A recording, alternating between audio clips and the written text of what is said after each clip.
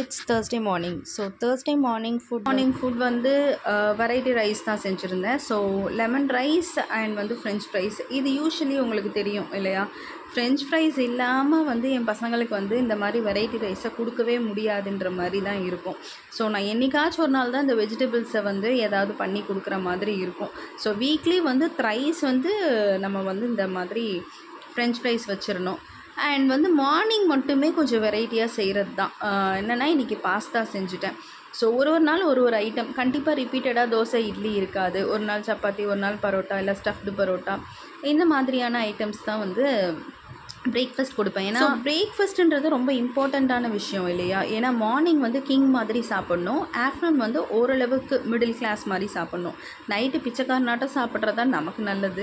So அதனால் வந்து பாப்பாவுக்கு வந்து சாதம் and french fries and boiled egg. So இன்னையோட விலாக் பார்த்தீங்கன்னா நாளையோட விலாக் நாளைக்கு